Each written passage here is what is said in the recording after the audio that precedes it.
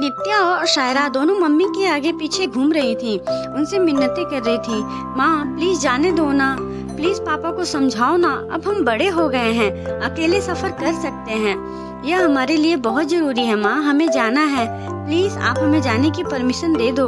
उन दोनों को एक म्यूजिकल कॉन्सर्ट में शामिल होने दूसरे शहर जाना था। यह उन दोनों के लिए एक सुनहरा अवसर था। दोनों आज के जमाने की आधुनिक लड़कियां हैं। उनके पहनावे और बात विचार से पूरी तरह से आधुनिकता झलकती है, पर माता पिता का हृदय बच्चों को कहीं अकेले जाने देने से बहुत डरता है। इसलिए नित्या के मम्मी पापा भी उनको परमिशन नहीं दे रहे थे। एक तो ट्रेन का सफर, ऊपर से दोनों बच्चियां अकेली। ना बाबा ना, शाम में जब पापा घर आए तो तुम दोनों उनसे खुद ही बातें कर लेना। शाम में जब पापा घर पे आए तो उन दोनों ने पापा से बहुत मिन्नतें की। आखिरकार बच्चों के आगे माता पिता को झुकना ही पड़ा। माता पिता दोनों वर्किंग थे, इसीलिए वह उन दोनों के साथ नहीं जा सकते थे। इसीलिए उन्होंने उन दोनों को सेकंड क्लास का एसी का टिकट करा के दिया और कहा अच्छे से जाना और एक दूसरे का ख्याल रखना, एक दूसरे के साथ ही रहना। उन दोनों ने अपना सफर ट्रेन से शुरू किया। एक स्टेशन पर ट्रेन रुकती है। उनके आसपास बैठे लोगों से उन्हें पता चलता है कि ट्रेन यहाँ लगभग आधे घंटे तक रुकेगी। तभी सायरा देखती है कि उसकी पानी की बोतल खाली हो गई है। वो पानी लेने के लिए नीचे जाने को सोचती है। जब तक ट्रेन रुकी है मैं पानी लेकर आ जाती हूँ। तभी नित्या कहती है कुछ खाने को भी लेते आना। उसे अपने गिटार से बहुत लगाव था। वह गिटार को अपने से अलग नहीं करती थी, इसलिए गिटार को भी अपने साथ लेकर स्टेशन पे उतर जाती है और पास ही के एक स्टॉल में पानी और खाने का सामान लेने के लिए बढ़ती है। स्टेशन पे कुछ महिलाएं सामान बेचने के लिए बैठी रहती हैं। सायरा के कपड़ों को देखकर उन्हें आश्चर्य होता है।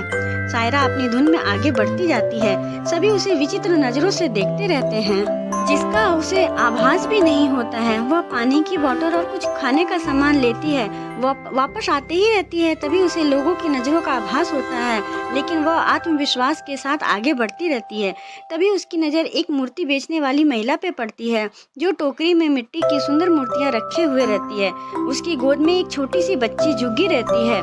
जुग्गी बहुत ही मासूम और प्यारी है। सायरा टोकरी की मूर्तियों को देखने लगती है, जिसमें सरस्वती माता की मूर्ति दिखती है। वह उसे ले लेती है और अच्छे से पेपर में लपेटने को कहती है। अचानक ही उसका ध्यान जुग्गी पर जाता है और उसका एक हाथ मुड़ा हुआ रहता है।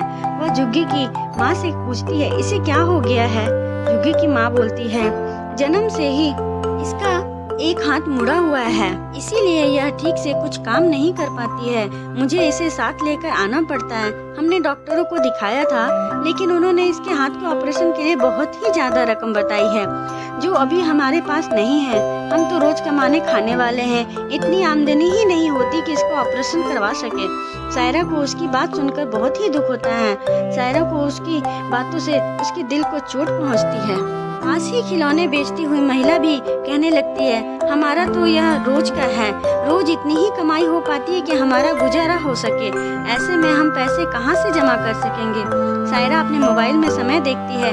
अभी ट्रेन छूटने में बहुत समय है। वह नित्या को कॉल करके ट्रेन से नीचे बुलाती है। उसे वह सब कुछ समझाती है। सायरा गिटार अच्छा बजाती थी और नित्या गाना अच्छा गाती थी। तभी दोनों ने एक निर्णय लिया।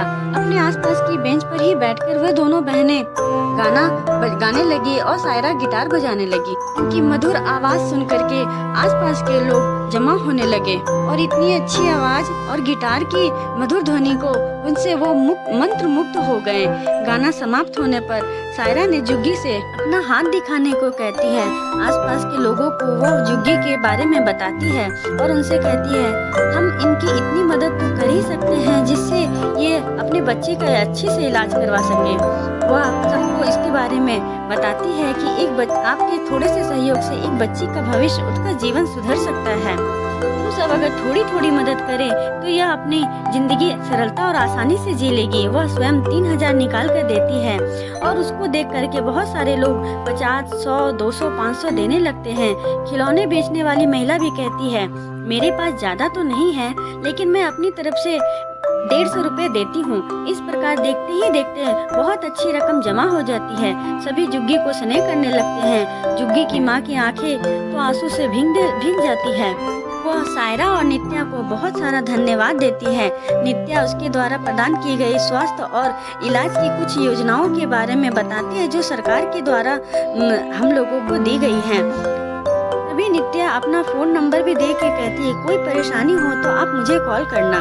इस घटना के पहले जो लोग सायरा के कपड़ों और उसकी आलोचना कर रहे थे, उन्हें सायरा अब एक अलग ही रूप में नजर आ रही थी। जरूरी नहीं कि जो आधुनिकता कपड़े पहनते हैं उसका मन असंवेदनशील हो।